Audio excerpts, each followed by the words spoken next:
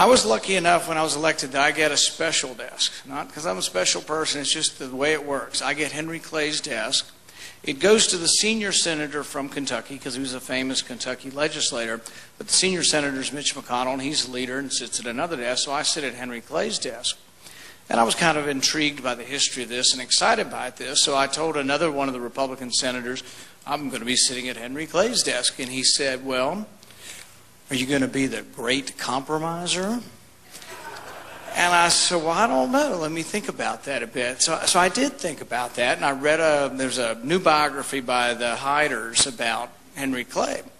And in that, I learned that Henry Clay became Speaker of the House, I think in his first term. He was President of the Senate. He ran 4 times for president and almost won. He lost by 38,000 votes to James Polk. I learned about him being the great compromiser. And I thought some about it. I mean, my history textbooks when I was growing up would say, Henry Clay kept the Union together by his compromises, by rising above sectional strife to keep the Union together.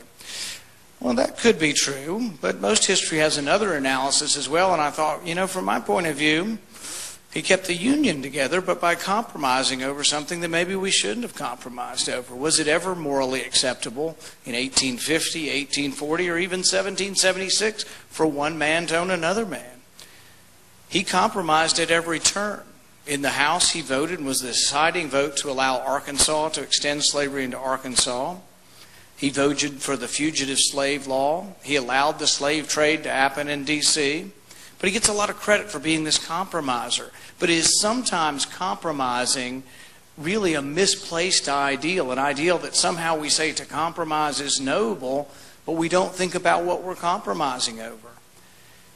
He owned 48 slaves. He didn't even free most of them at his death. He was to free them 20 years after his death. So the question is, was the compromise something that was worth it? And people say, well, give him a break. He lived in 1850. He died in 1850. Give him a break. He was just a man of his times, and most people accepted slavery at that time.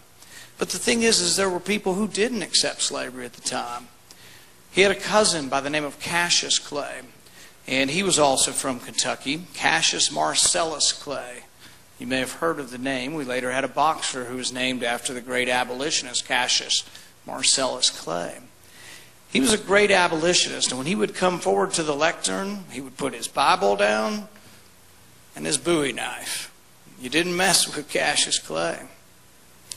Cassius Clay and Henry Clay parted ways, though, because Cassius Clay sort of had a take-no-prisoner style, and he released a letter that Henry Clay had written him privately, in which Henry Clay indicated really more of a dislike for slavery than he talked about publicly, and that he was probably privately more for emancipation than he let on. But he didn't really want the letter released. And Cassius Clay released it, and they parted ways and never spoke again. Henry Clay didn't have any place for the abolitionist. He didn't have any place for the emancipationist or for his cousin Cassius. Cassius could really make people mad. He had a printing press, and he would print all kinds of letters and call out the slave traders.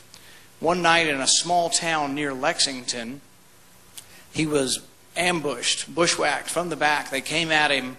It was Squire Turner and his boys. He came at him from the back with knives and cudgels, stabbing him in the back repeatedly, and he falls to the ground. Squire Turner's son, Tom Turner, takes a pistol and holds it to his head and fires, and it misfires. He holds it to his head again, and it misfires. The third time he holds it to his head and it misfires, Cassius Clay has time to reach for his knife, and he guts the Turner boy and kills him. Cassius Clay didn't take any prisoners, but he fought for what he thought was right. And are there times when we should stand up and fight for what's right and not take the easy way out? We're facing a day of reckoning, and it will take leadership. I don't think we're getting that leadership from the White House. You will get to help decide who the leadership is on our side, and you need to take it seriously. I know you do. I've been around here. I know you take it seriously. But as I told people in my primary, it's not enough just to be a Republican. It's not enough just for the Republican Party to exist. Political parties are empty vessels unless we imbue them with values. We have to stand for something. We have to mean it.